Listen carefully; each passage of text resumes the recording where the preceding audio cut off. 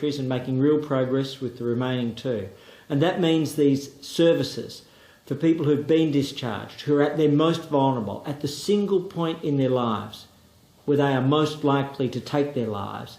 This support, focused on the very individuals in Australia who are most at risk, is now flying, and that's an immensely important national achievement. The second thing I want to address beyond mental health today is the AstraZeneca vaccine. At about 7:30 this morning, I received a call from the Australian head of AstraZeneca. The advice that I have as of that time is that the patient who had an adverse event is recovering and recovering quickly, is likely to be discharged from hospital within the next 24 hours. The best advice that AstraZeneca Australia has from the global firm and from Oxford University is at this stage the illness, although neurological in nature, is undiagnosed in terms of its specific form, and nor is the source known. They indicated that 2 months ago there was another event where the trial was paused temporarily, where somebody had an adverse event. The medical expert panel reviewed it, and it turned out that it was entirely unrelated to the trial. So the best advice is that the medical expert panel will now consider the patient's case, undiagnosed at this point in time and undetermined as to the cause of the particular event, but that this is part of the highest and most rigorous of safety oversight programs imaginable. One of the world's finest universities, working with one of the world's finest medicines companies, under one of the world's strongest regulatory regimes in the UK. In particular, the advice that I had from the head of AstraZeneca Australia is that there is no change to the timetable for the delivery of the vaccine in Australia, and they have no belief that it will be changed in terms of its nature, form or delivery, but they are always subject to the medical advice, and in this case it's what's known as an independent medical expert panel. Finally, in terms of the progress of Australia against COVID-19, we know globally that the pandemic continues to spread and to spread at pace. 27.8 million cases, 901,000 lives lost. In Australia, 26,513 cases and very, very sadly 788 deaths on the advice just provided to me by the National Incident Centre. In terms of hospitalisation, 195 Australians in hospital, 23 of those in ICU and 15 of those on ventilation. So they are very ill patients, but those numbers are coming down, and our survival rates in ICU on the last advice I have of 89% are amongst the very highest in the world, which is a tribute to our medical officers. Our testing continues to be strong and wide and rapid and accurate, 6.85 million tests. And then lastly, I want to really welcome the actions of the Victorian Government in moving to take additional steps with regard to contact tracing.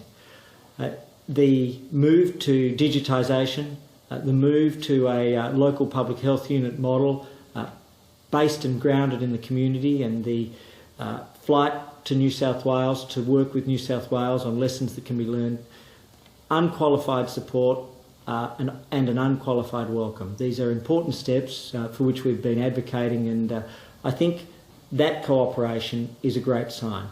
I'd be delighted to take any questions, and I think first up, Olivia. Thanks, Minister.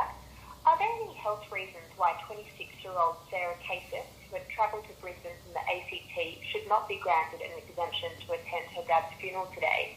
And do you think it's good enough that modelling from your own department showed hundreds of millions of dollars in promised funding for aged care will only amount to 300 additional aged care packages by 2024, despite there being over 103,000 people on waiting lists for care? Sure. Look, in relation to Sarah's case, I know that the Prime Minister and myself and so many others are urging the Queensland Government to show compassion. This is a very difficult situation, and somebody facing the loss, the agony that Sarah has faced, as we all do at different times in our journeys, I think is deserving of compassion. And we have quietly worked behind the scenes on many cases with many states and had very strong, compassionate outcomes. And I would gently but clearly urge the Queensland Government to show compassion in this case. In terms of the home care places, what we've seen is that we have added over $3 billion in the last 2 years to home care. There were approximately 60,000 home care places when we came to government. Over the course of this budget cycle, we'll see those numbers rise to approximately 164,000, or more than a 150% increase. And we've in fact brought forward many future increases, and we'll continue to provide additional places, whether it's at each economic update or in response to the Royal Commission. But we haven't waited. We've got ahead of that commission, and we've continued to provide places, indeed new places having been recently announced. And what we do use as our guide is the capacity of the sector to safely deliver people who are well trained, who are in a position to provide the services. And as we bring forward that training, we'll continue to provide more places. Claire. Thanks, Minister. Just following again this specific border case that we've been talking about today, but the issue more broadly as well. Firstly, the Queensland Government has just confirmed that Sarah will be able to have a private viewing at the funeral home after the service, but will not be allowed to attend the service itself. Seeking your reaction to that, I guess, compromise. And secondly, the government has long held that decisions like this made on medical grounds, that there should be more transparency on why those decisions have been made. Are you satisfied with the reasons that the Chief Health Officer in Queensland has been providing on these cases that have been denied exemptions? So on the specific case, I haven't seen the Chief Health Officer's ruling or reasons, so I think it's important for me to be clear on that. Generally, what we would like to see is a very transparent system. So there is a capacity to appeal for exemptions on compassionate or other grounds, that there is an initial assessment which is done, and that there is a transparent process to make that appeal. Obviously, I think the most sensible and sensitive and compassionate thing to do with regard to Sarah's case is if, in a COVID-safe way, obviously masked and with any other appropriate distancing, Sarah were able to attend the full funeral. I think that would be the most humane and the most decent and the most compassionate thing to do. Tamsin. Thanks, Minister. Just two questions about Victoria specifically. Premier Andrews today has said that the Prime Minister has made some of the restriction decisions without health reasons. Has that ever occurred to your understanding? I'm not aware of any decisions that the Commonwealth has taken to restrict freedoms during the course of the COVID-19 pandemic without health advice. And I say that because the Biosecurity Act powers vest in the Health Minister. And so at present, for example, there are 4 decisions that have been taken under those powers, and we've been very cautious in using them. And those 4 decisions relate to the entry of cruise ships into Australia, the supply and sale of certain essential goods, restrictions on overseas travel, and restrictions on retail stores at international airports. And my advice is that all of those 4 decisions have been based on written medical advice. I exercise that only after having sought that advice. And although the Act is very broad, they effectively give plenary powers to the Health Minister of the day, we deliberately put in place protocols which required the Minister to seek written medical advice, the Minister to consult with the National Security Committee, the Minister then to make a decision which was subject to approval of the Governor-General. So we put in place those protocols. And the reason is because these democratic freedoms are absolutely fundamental to who we are. And any exercise of power to restrict, for us, at our level, has to be based on the most serious medical need and the most compelling medical advice. And I think you had a second part to your question. Yeah, given all of that, now that we know that the curfews set in Victoria are not based on any medical advice, how concerned are you about that? And if this has happened potentially with any of the other restrictions that have been placed on Melburnians? And have you made any sort of representation to Daniel Andrews for him to remove this restriction?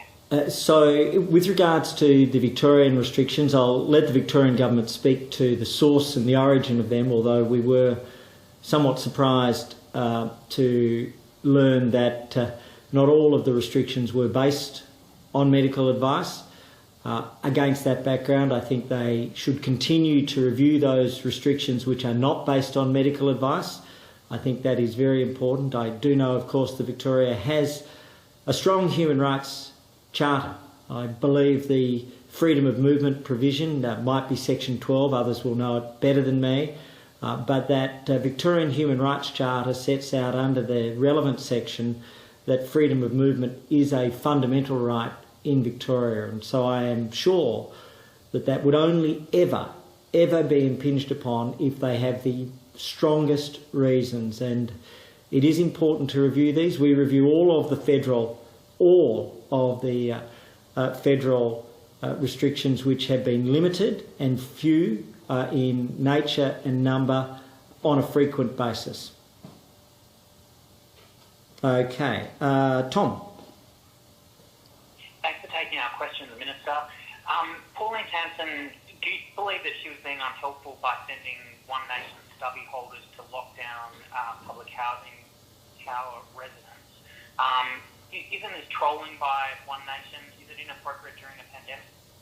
Look, I'm sorry, I was completely unaware of that, I have to say. I would suspect that most people would not be influenced in any direction either way by the arrival of a stubby holder. Sorry, that is one of the more unusual things I've heard during the course of what has been a very serious pandemic. But in terms of those, I would say that people wouldn't be particularly influenced in either direction by a stubby holder. I'm not sure whether the people in the towers were using stubby holders. I'll give you a second question, Tom, if you'd like.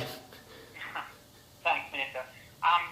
The second thing I'd like to ask you is, business is lobbying the Victorian government, as you know, for an easing of restrictions. Has the federal government taken up representations of business, and has the federal government satisfied itself that the road out won't lead to unnecessary restrictions of logistics and food delivery, that kind of thing? We were very focused when the Stage 4 restrictions were announced. We worked very closely with business and we made representations to the Victorian government. There were concerns about, for example, food warehouse supply chains, concerns about medicine supply chains, and we worked quietly behind the scenes with the Victorian government, and they did make a series of adjustments on the basis of our representations in conjunction with business.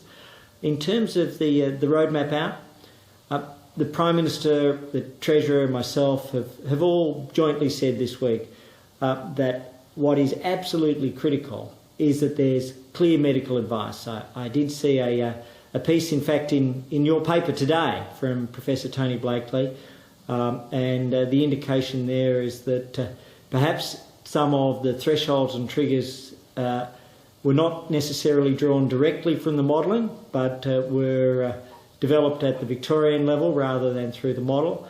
And I would encourage them to focus on the achievability of the triggers. The statement by Professor Jodie McVernon, by Professor Dale Fisher, by Professor Peter Collignon about the fact that some of these targets may be unachievable for some years in some cases. For example, the 14 or 28 zero case threshold is a matter of very great significance when some of not just Australia's but the world's great epidemiologists are raising concerns about the achievability.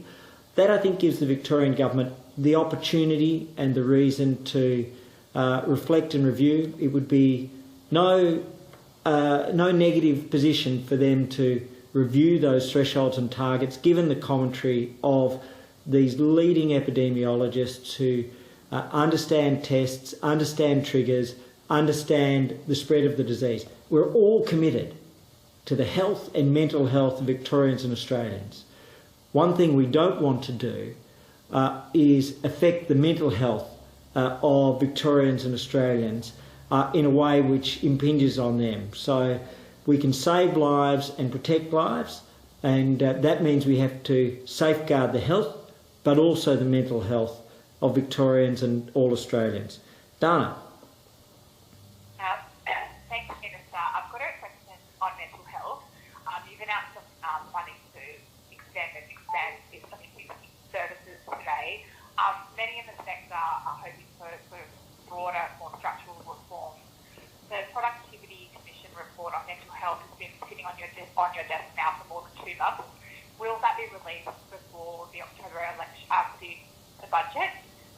Why hasn't it been released so far? And do you intend to make sure that the budget responds to the recommendations in that report? So we will be responding to the Productivity Commission. I think this is a very fair and important question. And the Productivity Commission has given great thought on mental health. And so I'm anticipating that once we've developed a little bit more work, we'll be releasing that report. I think it is important to make sure that it's out there. And I am, as ever, focusing on mental health as a significant and important part of the budget. I think at every budget, or what's known as mid-year economic statement, we've provided additional support for mental health, and I think the Productivity Commission will inform exactly and precisely what we do in the budget. Mel. Thanks, Minister. Just 2 separate questions. Firstly, do you think a royal commission into the COVID outbreaks in aged care would be warranted, given there have now been more than 500 deaths in aged care attributed to coronavirus? And on a separate matter, there are reports today that an error in Doherty Institute modelling the federal government used in formulating the early COVID responses. Did that error result in an overestimation of the potential spread of the virus? Sure. Look, firstly, in relation to aged care, the current Royal Commission has already been addressing. So we have a standing Royal Commission into aged care, and they have specifically been addressing the COVID-19 response as part of their work, and that will, I understand, continue to be the case, and we've made it clear that we believe that that's an appropriate part of their work. So we're in the fortunate position that that's standing, existing, empowered, and in fact has been underway. Secondly, in relation to the Doherty modelling, my advice, my very, very clear advice from the department is that the underlying modelling had no error. I think there was apparently one chart which was public-facing, which had a curve drawn in a particular place. That hasn't affected our actions at all, and it wouldn't have affected the actions at all because the underlying modelling and all of the work was correct, and that hasn't had an impact. So I've got clear advice from my department on that. And I would say this, one of Australia's great achievements, when you think that our task was twofold, to contain the virus, and in a world of extraordinary numbers, in a world of 27.8 million cases and 900,000 lives lost, the world does look at Australia, an extraordinary outcome, but obviously with a challenge in Victoria. At the same time as containing, we've built the capacity, and to build the capacity for 7,500 ventilation units at a time when we saw the chaos and tragedy in Italy and Spain, France and the UK and New York and so many other places, provided that protection for Australia. And it's been an immensely important protection, and it also allows us to be able to support the broader region around Australia. And then finally, Jen. Just back on the vaccine, Minister, apologies if you answered this, I didn't catch it. when will the AstraZeneca trial resume? And also, what's your response to the chairman of CSL this morning saying, quote, that we shouldn't bank on a vaccine? Are you building false hope? So two things there. Firstly, the best advice from AstraZeneca is that their time frame for delivery is unchanged.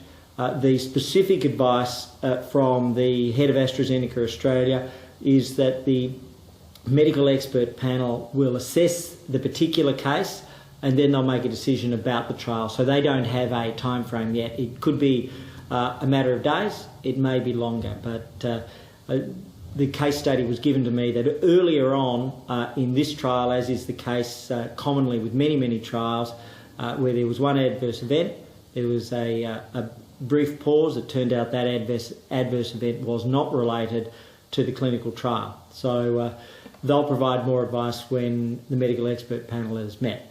Finally... Well, this is from Peter Van Orsman. Oh. He'd like your reaction to the Queensland Premier's claims that she was intimidated and bullied this morning by the Prime Minister. I think the Prime Minister was very clear that this is about compassion.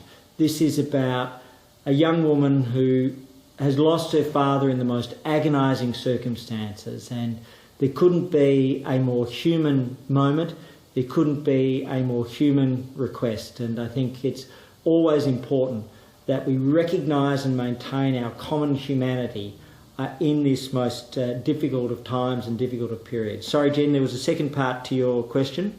Yeah, just your response to the chairman of CSL saying we shouldn't bank on a vaccine, and are you building false hope? Having spoken with the chairman of CSL, I know that they are very confident that not only will the AstraZeneca but the University of Queensland vaccines proceed on a very prospective basis. They are able to manufacture in Australia, but all of us, all of the time, are very cautious to indicate that each vaccine is going through clinical trials, therefore has to be subject to the results of those trials, has to be safe, has to be subject to effectiveness, and then has to be subject to the most rigorous of regulatory approvals. So one more question, I think, from Channel 10. Yeah, this is from Chris O'Keefe from Channel 9. Yeah, I'm doing it all here. Do you think the questioning of the 4 Chinese journalists by the Australian Security Services was reasonable? Look, I'll respectfully leave that to the Minister for Foreign Affairs and the Minister for Home Affairs. Those are matters on which I don't have any additional information. I apologise. All right. Thank you, everybody. And as I say, it is a day for hope and support. 6 out of 8 states and territories with 0 cases within the community. Numbers very low in New South Wales. The trends are down in Victoria, but there are still some agonising days ahead, and there will be up days and down days. But today we focus on mental health and support.